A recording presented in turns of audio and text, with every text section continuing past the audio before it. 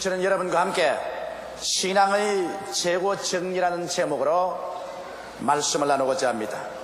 그 누구든지 한 해가 다 저물어가는 이때가 되면 잘 살아왔든 못 살아왔든 지나온 1년을 뒤돌아보고 자기 마음속에 새로운 삶의 각오를 하게 되는 것입니다.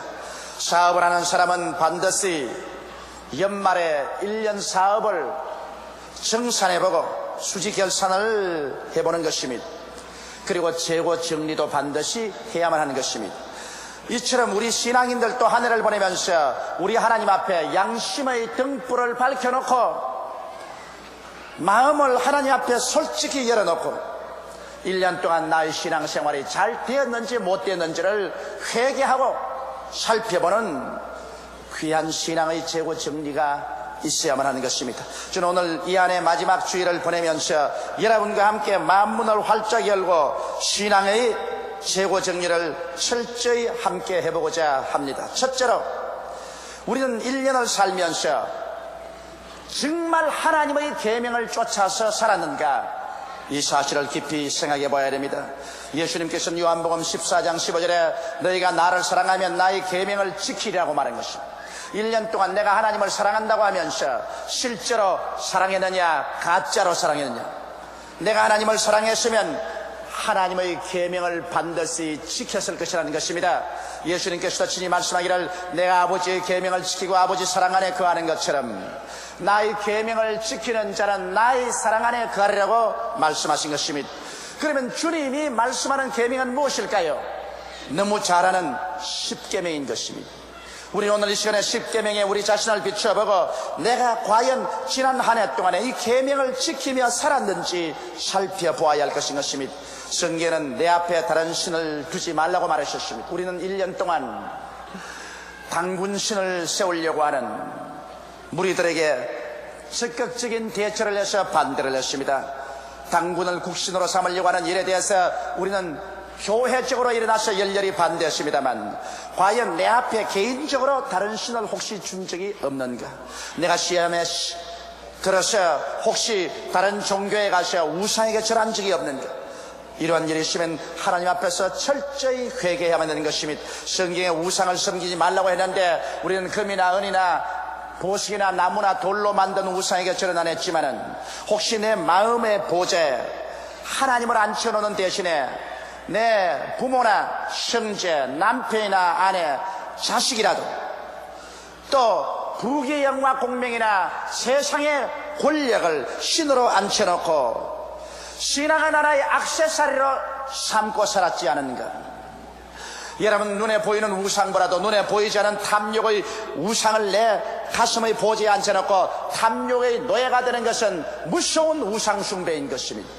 이러한 우상숭배를 했으면 그 탐욕의 우상을 오늘 박살을 내고 예수 그리스도를 마음의 보좌에 앉혀야만 하는 것입니다. 하나님의 이름을 망령되이 부르지 말라고 성경은 말하고 있는데 우리는 쉽게 하나님의 이름을 장난삼아 쓸 때가 많습니다.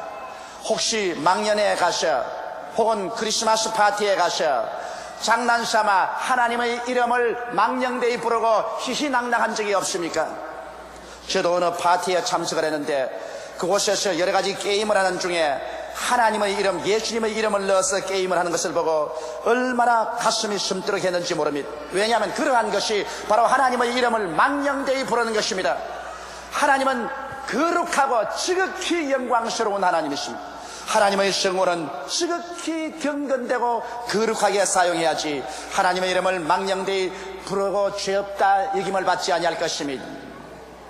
여러분, 성경은 안식일을 거룩히 지키라고 했는데 우리는 우리 개인적인 사업 때문에 생활 때문에 능히 안식일을 지킬 수 있는데도 불구하고 안식일을 지키지 않고 자기 개인의 일을 추구하지 않았었습니까? 성경은 내 부모를 공경하라고 했는데 나는 부모에게 원망하고 불평하고 오히려 부모를 대적하고 공경하기는커녕 부모를 박대하는 그런 죄를 짓지 않으셨습니까? 눈에 보이는 자기 부모를 공경하지 못하는 사람이 눈에 안 보이는 하나님을 어떻게 공경할 수 있단 말인 것입니까? 성경에는 살인하지 말라고 했는데 실제로 칼을 들어 사람을 죽이지 않았지만 마음속에 살인하고 싶을 만큼 미움과 원한을 가진 적은 없습니까? 성경에는 간음하지 말라고 했는데 실제로 간음한 죄가 있을 사람은 물론 말할 필요 없이 철저히 이 죄를 회개하고 버려야 되겠지만은 마음속에 혹시 추한 마음을 품고 마음속으로 범죄하지 않으셨습니까? 우리의 신앙을 가장 근원적으로 파멸하는 것은 바로 음행과 더러운 것과 호색인 것입니다. 도둑질하지 말라고 했는데 혹시 우리가 우리의 이웃 것을 도둑질하지 않았나요? 선한 의미에서 빌려고 한 다음에도 이것을 갚지 않냐마로 말미암아 결국 도적한 것이 되지 않았나요? 만일 그런 일이 있으면 이 해가 지나기 전에 우리는 그것을 다 갖고 청산해야 될 것인 것입니다.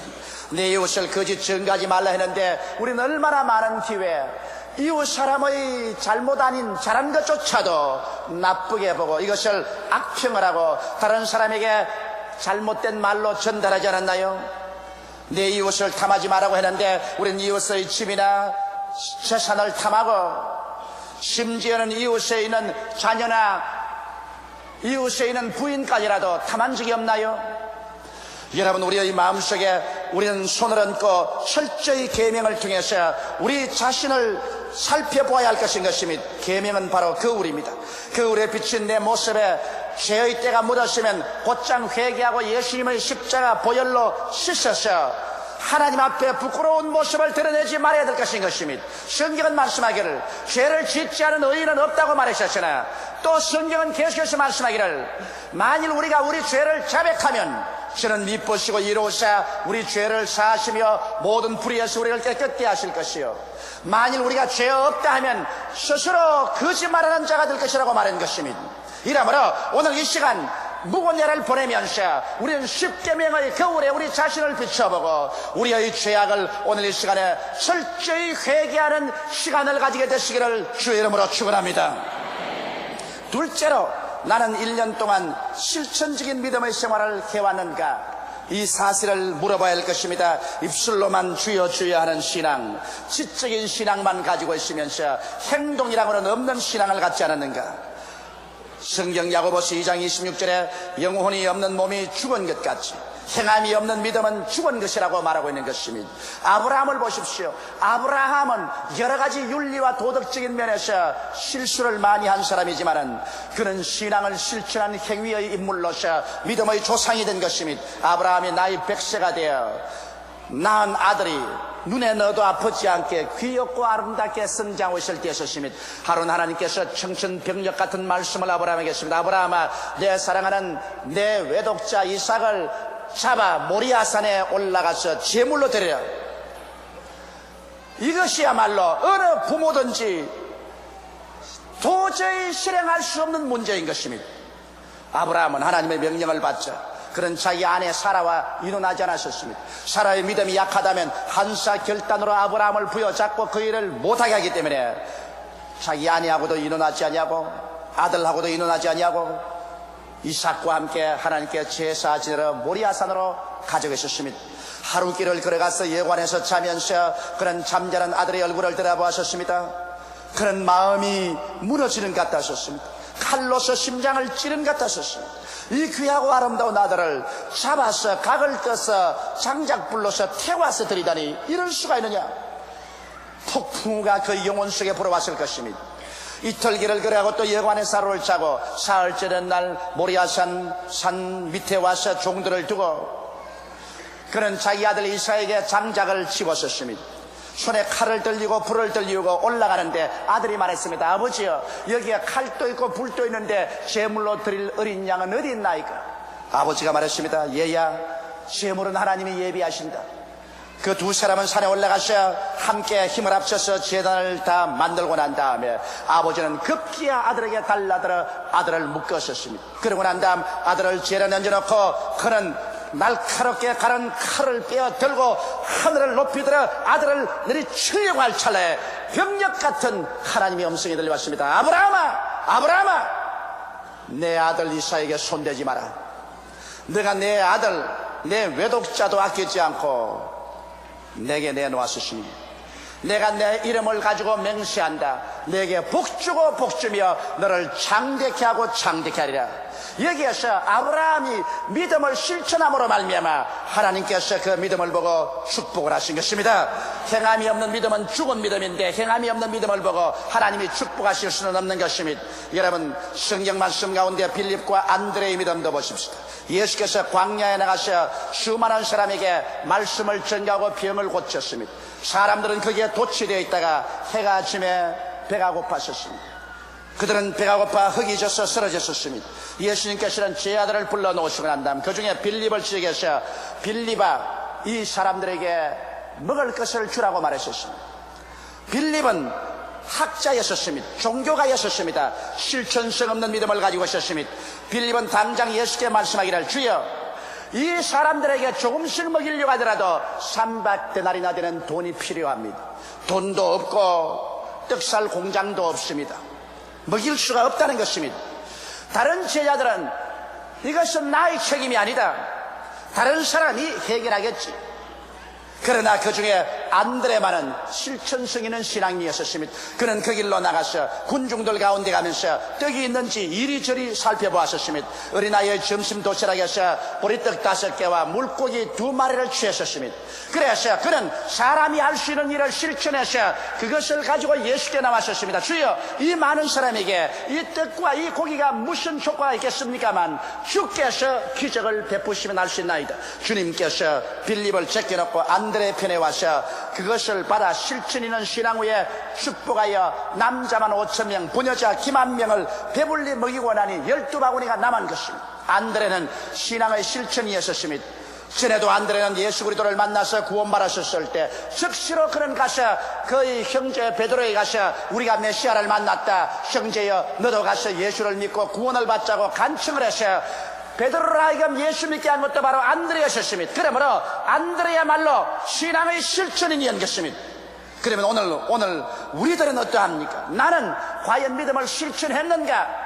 가슴에서는 감상해 보시기 바랍니다. 여러분은 과연 매일같이 하나님 말씀을 정기적으로 읽고 기도 생활을 했습니까? 그렇지 않으면 주일 교회에 왔다가는 성경 말씀에 먼지가 쌓이도록 성경 말씀은 선반에 얹어놓고 기도는 눈곱만 채하고 그러고도 예수 믿는다고 해느냐는 것입니다.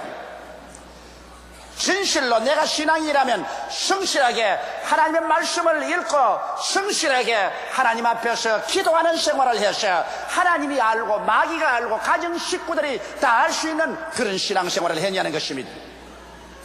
또 여러분, 나는 과연 살면서 내 가족들과 내 이웃, 친지, 나와 함께 일하는 일터에서 다른 사람에게 예수 그리스도를 전도했냐는 것입니다. 1년을 살면서도 자기 입을 한일자로 테이프를 붙여놓고 자기만 믿고 남에게 예수란 말 한마디도 전도하지 못하는 벙어리 신자가 아니었냐는 것입니다. 성경은 말하기를 사람이 마음에 믿어 의에 이르고 입으로 시인하면 구원에 이른다고 했는데 자기 입으로 한마디도 전도하지 못하고 시인하지 못하므로 자기 구원까지라도 희미한 등불처럼 사라져가고 있지 않느냐는 것입니다. 많은 사람들이 교회에 오는 것이 부끄러워서 성경책을 보따리에 사가지고서 교회에 왔다가 교회에서 예배드리고 난 다음에 다시 보따리에 사서 나간다. 그렇게 예수 믿는 것이 부끄러워서야 어떻게 천당을 가겠습니까? 이러므로 여러분, 우리가 1년을 살아가면서 나는 교회에 왔으면 예수 믿는 사람이 되고 교회 밖에 나가면 한 번도 입을 열어 전도하지 않냐는 실천성 없는 신앙을 가지고 있지 않습니까? 이러한 사람이 하나님 앞에 은총과 축복을 달라고 부르실 때 하나님께서 뭐라고 했습니까? 내가 사람 앞에서 나를 시인하면 나도 하나님의 천사 앞에서 너를 시인하겠느니와 내가 사람 앞에서 나를 부인하면 나도 하나님과 천사 앞에서 너를 부인하겠다고 말씀하지 않겠습니까? 여러분은 진실로 한 해를 살면서 11조를 두둑질하지 않고 살았습니까? 또 11조라고 말한다. 제가 11조라고 말한 이유는 이 세상에 사람이 가장 좋아하는 것이 물질입니다. 사람들은 어지간일은 다 물질에 현혹을 당합니다. 예수님께서도 말씀하기를 내 물질이 있는 곳에 내 마음도 있다고 말한 것입니다. 그런데 우리가 하나님 앞에 나와서 하나님께 소속한 11조를 도둑질하고도 내가 예수 믿는다고 할 수 있냐는 것입니다. 성경은 여러분 11조에 관해서 하나님께서 신랄하게 말씀하고 계십니다. 말라기 3장 7절로 9절에 보면 만군의 여호와가 이르노라 너희 열조의 날로부터 너희가 나의 규례를 떠나 지키지 아니하였도다. 그런즉 내게로 돌아오라 그리하면 나도 너희에게로 돌아가리라 하였더니 너희가 이르기를 우리가 어떻게 하여 돌아가리까 하도다. 사람이 어찌 하나님의 것을 도적질하겠느냐. 그러나 너희는 나의 것을 도적질하고도 말하기를 우리가 어떻게 주의 것을 도적질하였나이까로다. 이는 곧 11조와 헌물이라. 너희 곧 온 나라가 나의 것을 도적질하였으므로 너희가 저주를 받았느니라. 무서운 하나님의 심판이 아닙니까? 너희는 내게로 돌아오라. 돌아오는 조건이 11조와 헌물을 드림으로 내게로 돌아오라. 그러면 나도 너희에게로 돌아가려고 하셨으니 오늘 여러분 우리가 하나님 앞에서 11조와 헌물을 도둑질하고 있어 아무리 기도한들 그 기도가 어떻게 하늘에 상달되겠습니까? 하나님께서 도둑놈의 기도를 들어주시겠습니까?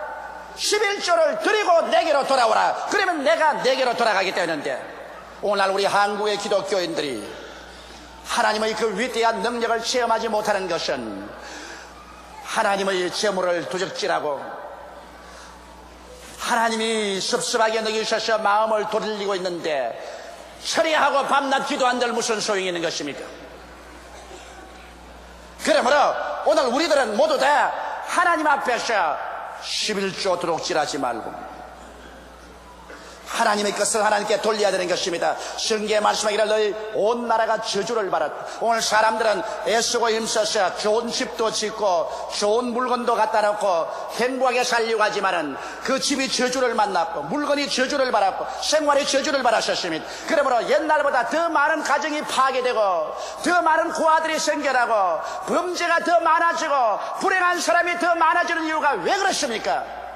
눈으로 보기에는 번지르르하게 만들어 놓지만 하나님의 저주가 같이 따르고 있기 때문에 축복과 행복은 사라져버리고 마는 것입니다. 성경은 말하기를 의인의 적은 재산이 악인의 많은 물질보다 성하다고 말할 것입니다. 적게 가지고 있더라도 여호와의 축복을 받아서 살면 그곳에 적과 꿀이 흐르게 되는 것입니다. 이러므로 우리의 생활에 저주를 제하기 위해서 여러분은 실천적인 신앙으로 하나님께 11조를 드리고 살았습니까? 만일 그렇지 않았다면 여러분은 여러분의 생활 속에 드글드글 붙은 그 저주를 떼버리기 위해서라도 회개하고 새해에는 하나님의 물건을 도둑질하지 말아야 될 것입니다. 셋째로 나는 1년 동안 긍정적인 인생만을 갖고 살았는가 생각해 보시기 바랍니다. 하나님께서는 부정적이고 절망적이며 좌절하고 희망을 잃어버린 사람하고는 절대로 같이 하지 않습니다.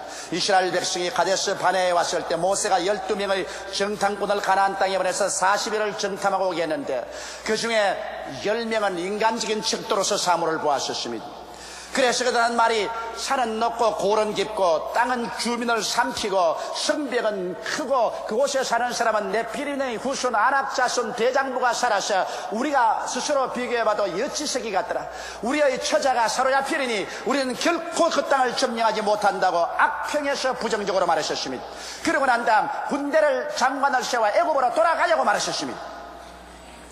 여러분 이 사람들은 부정적인 말을 했습니다. 하나님께서 그 부정적인 말을 하는 절망적인 사람을 그 자리에서 죽이고 그를 따라온 사람 이스라엘 백성들을 광야로 회진시켜 40년 동안 광야에서 방황해서 다 죽고 그 뼈가 사막의 태양에 바래지게 만들어버리고 말한 것입니다.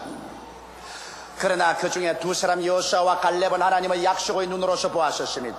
그들은 하는 말이 그 땅은 과연 적과 꿀이 흐르더라. 우리 그 땅에 들어가서 점령하자고 했습니다. 긍정적인 태도를 가진 이 갈렙 여호수아는 40년 광야의 방황에서 살아나서 그 후손들과 함께 적과 꿀이 흐르는 가나안 땅으로 들어갈 수가 있은 것입니다. 우리는 어떠합니까 여러분? 우리가 비관적으로 인생을 보려면 얼마든지 그 재료가 있습니다. 우리의 환경 가운데 나는 못 산다, 나는 안 된다, 나는 할 수 없다, 나는 절망이다, 나는 비관적으로 본다. 그것이 얼마든지 있습니다. 개인적으로도 가정적으로 국가 사회적으로 비관하려면 비관할 수 있는 것은 얼마든지 있어요. 그러나 우리 예수 믿는 사람들이 하나님의 언약과 하나님의 축복의 말씀을 통해서 인생을 희망적으로 바라보면 또 얼마든지 희망적으로 바라볼 수 있는 것입니다. 긍정적이고 적극적이며 창조적으로 희망을 가지고 인생을 바라보는 그 사람하고 하나님은 같이 하여 주시는 것입니다. 사람들은 우리 한국의 현실과 미래에 관해서 우리하고 비관적으로 생각하는 사람이 많습니다만 나는 그렇게 보지 않습니다. 우리는 5천년 역사 가운데 억센 역사의 도전을 이겨온 민족인 것입니다. 5천년이나 살아오면서 이겨온 이 역사적 도전을 현재 20세기에 와서 다가오는 도전을 우리 민족이 이기지 못할 리가 만무한 것입니다. 더구나 우리 한국은 지금 하나님 백성들이 1000만 명이나 있습니다. 성경에 말씀하기를 너희 두세 사람이 내 이름으로 모인 곳에는 나도 너와 같이 있겠다고 했는데 1천만의 성도가 주야로 하나님을 부르짖는데 이 땅에 하나님이 같이 안 계실 리가 만무한 것입니다. 그리고 또 나는 확실한 말은 말세 하나님께서 이 민족을 선택하여 제사장의 국가를 삼아서 아시아의 황금 시절에 온 아시아 전역에 세계 만방에 복음을 전가할 제사장의 국가로 계획하고 있다는 것을 알고 있습니다. 만일 하나님이 우리와 같이 하시면 누가 우리를 대적하리요? 그 아들을 아끼지 않고 우리에게 주시니까 그 아들과 함께 무엇을 선물로 주지 않겠습니까? 그러므로 나는 신학적인 면에서 우리 조국과 민족을 바라볼 때 우리 조국과 민족에는 창창한 미래와 소망이 있습니다. 비록 소련과 중공과 극악한 이북의 괴뢰 집단을 머리에 이고 있고 정치적으로 여러 가지 어려운 시련도 많고 경제적으로 국제 경쟁에서 시련이 많지만 우리는 하나님이 같이 계심으로 이 모든 것을 능히 이기고 영혼이 잘됨같이 범사에 잘되며 강건하고 생명을 얻되 넘치게 얻으며 살아갈 수 있다고 저는 희망적인 태도를 가지고 있습니다. 우리가 소망을 저버리지 아니하면 소망의 하나님께서 우리와 같이 하여 주셔서 우리의 내일을 찬란하게 이끌어 주시는 것입니다. 넷째로 살펴보고 싶은 것은 우리는 진실로 사랑을 실천하고 살아왔느냐는 것입니다. 진실로 하나님을 사랑해서 그 나라와 그 의를 먼저 구하며 하나님께서 내 마음의 보좌를 확실히 점령하고 있었는가? 정말 나는 나라를 사랑했는가? 여러분, 나라 없는 민족의 슬픔을 보십시오. 유대인들은 2000년 동안 나라 없이 방황하면서 가는 곳마다 핍박을 당하고 멸시와 천대를 당하고 2차 대전 때는 히틀러에 의해서 600만 명이 학살을 당해도 말 한마디 할 수 없는 것은 나라가 없는 민족이기 때문인 것입니다. 월남을 보십시오. 그렇게 나라가 있을 때 나라가 부패하고 날이 지고 날이 새도록 계속 학생들의 데모, 종교인들의 데모로 나라가 뒤엎여서 파멸하고 말았었습니다. 나라를 잃어버린 월남 난민들이 배를 타고 남진아에 떠 있어도 누구도 구출하려고 하지 않습니다. 어느 곳에 가나 천대와 멸시를 당합니다. 우리는 비록 붉은 이리떼에게 북반구를 강점당했지만은 그러나 우리가 발붙일 나라가 있는 것을 감사하게 생각하고 이 나라는 남의 나라가 아니라 내 나라이기 때문에 내가 공중도덕 하나라도 지키고 공공기물 하나라도 아끼고 사랑해서 내 나라 내 민족을 사랑해야 되는 것입니다. 그래야 우리가 이 땅에서 잘 살고 우리 후손이 잘 살 수 있어요. 내 나라를 위해서 내가 세금을 바칠 것은 세금을 바치고 공세를 바칠 것은 바치고 군대의 임무도 다하고 나라를 위해서 일하는 사람들이 되어야 될 것입니다. 또한 물어보고 싶은 것은 진실로 우리는 이웃을 사랑하고 살았냐는 것입니다. 이웃을 사랑한다는 것은 함께 잘 살도록 노력하는 것입니다. 나만 잘 살 것이 아니라 우리 다 함께 잘 살도록 노력하자는 것입니다. 그런데 요새 우리 한국 땅에 보면 비위생적으로 만드는 간장, 농약을 쓴 콩나물 같은 구정식품을 만들어가지고서 사람들은 죽든 말든 자기만 돈을 벌면 된다는 악덕 상인들이 있습니다. 저는 사형제도를 동의하지 않은 사람 중에 한 사람이지만 나는 부정식품을 만드는 사람은 사형에 처해야 된다고 생각합니다. 썩은 간장을 만들고 농약을 넣어서 콩나물을 만들어서 이를 먹은 사람들이 암이 걸리고 생명이 단축되는데도 남을 희생해서 돈 벌겠다는 악덕스러운 상인들, 부정식품업자는 반드시 근절되고 이런 사람들은 사형에 처해야 된다고 나는 생각을 합니다. 우리는 함께 잘 살아야 돼요. 남을 희생하고 그 희생의 피의 대가로서 자기만 잘 살겠다는 무리를 우리의 집단에서 없애야 되는 것입니다. 이러므로 내 이웃을 내 몸같이 사랑하라고 말씀한 그 계명을 우리는 지키고 살아야 될 것입니다. 또 나아가서 우리는 자연 및 생태계를 사랑해야 하는가 물어봐야 되는 것입니다. 사람은 혼자 살지 못해요. 사람은 나무하고 풀하고 같이 살아야 되고 벌레하고 꽁이나 토끼나 노루하고 같이 살아야 돼요. 여러분, 자연이 왕성할 때 사람도 잘 살게 돼요. 사람이 잘못 살게 되면 자연도 패하고 말아요. 나는 나무를 쉽게 베어서 내팽개치는 사람 보고 분노를 느낍니다. 나무 한 그루 키우려면 적어도 10년 이상, 20년, 30년이 걸립니다. 이렇게 오래 걸릴 나무를 그냥 단숨에 도끼로 찍어서 화목을 만들어버린 이런 나쁜 사람이어야 되는 것입니다. 여러분, 참으로 나라가 흥하려면 자연을 사랑해야 되고 생태계를 사랑해야 돼요. 한강물이 악덕 기업주들 때문에 죽어가는 것을 잘 알지요. 공장 폐수가 흘러들어와서 물고기가 다 죽어버리고, 그리고 오리떼가 다 날아가 버리고 철새가 없는 죽은 한강이 되었을 때, 여러분, 서울은 얼마나 삭막하고 서울 자체가 죽은 도시가 되어가고 있지 않았습니까? 한강 재개발로 말미암아 이제 이와 같은 물들을 정수를 하고 하수도를 처리하고, 그렇게 해서 물고기가 다시 살아나고 철새가 돌아오고 한강물이 살아나면 서울이 다시 살아나는 것입니다. 사람은 여러분 혼자 못 삽니다. 사람은 나무와 풀과 같이 살아야 되고, 사람은 새들과 벌레들과 같이 살아야 돼요. 이것이 자연 속에 우리가 참 행복을 누리는 것입니다. 이러기 때문에 우리들은 자연을 사랑하고 생태계를 정말 사랑해야 됩니다. 서울 시내에 토끼가 뛰어놀아야 되는 것입니다. 서울 시내 길거리에 노루가 가도 안심하고 걸어갈 수 있어야 됩니다. 지금은 토끼나 노루가 가면 어디에서 모가지가 틀릴지 모릅니다.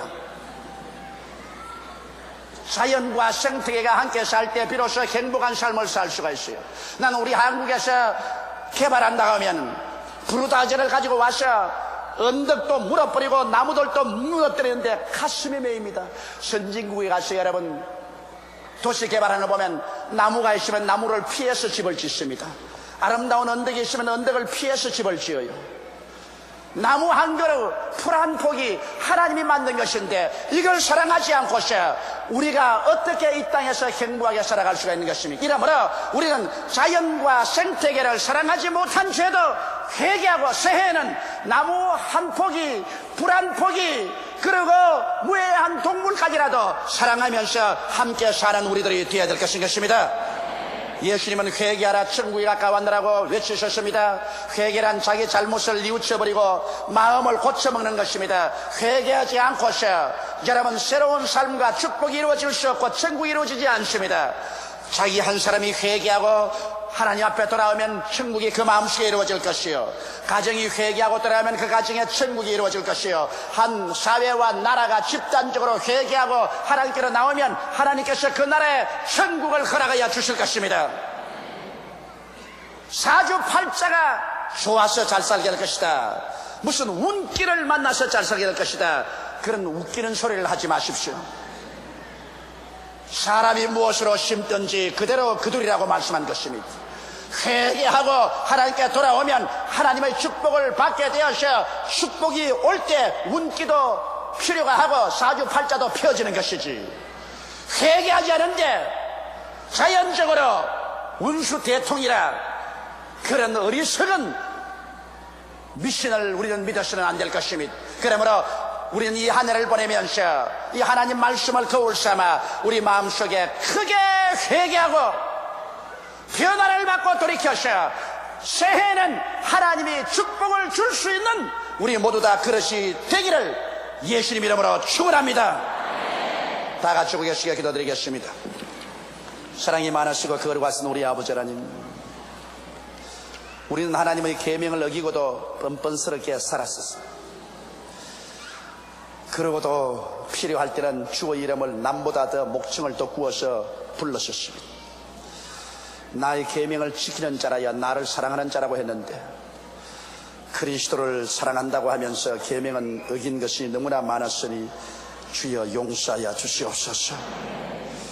믿는다고 말은 하면서도 지적으로 믿었지 실천성 없는 신앙으로 말씀도 기도도 등한히 하고 전도도 등한히 했으며 11조 도둑질한 일도 많이 있습니다. 하나님 아버지, 행함이 없는 믿음은 죽은 믿음인데 죽은 믿음을 가진 우리를 용서하여 주시옵소서. 언제나 부정적인 생각을 하고 부정적인 말을 하고 나는 못한다, 안 된다, 할 수 없다고 해서 하나님의 심정을 괴롭힌 죄를 용서하여 주시옵시고, 하나님도 나라도 이웃도 자연도 착실하게 사랑하지 못하고 살아온 우리들을 주여 용서하여 주시옵소서. 세상에 살기 바쁘고 급해서 그렇다고 변명을 하지만은 하나님의 축복이 없이 사니까 그렇게 세상이 살기 힘들고 급하지 않습니까? 그 나라와 그 일을 먼저 구하라 그리하면 이 모든 것을 내게 도하시라고 해주신 하나님이 계시는데, 아버지 새해에는 진짜로 믿는 사람들 되게 도와주시옵소서. 하나님과 함께 살게 되게 도와주시옵시고, 하나님의 능력으로 영혼이 잘됨같이 범사에 잘되고 강건하며 생명을 얻되 넘치게 얻어 하나님을 더 뜨겁게 사랑하고 이웃을 내 몸같이 사랑할 수 있는 여유를 가지고 살게 되게 도와주시옵소서.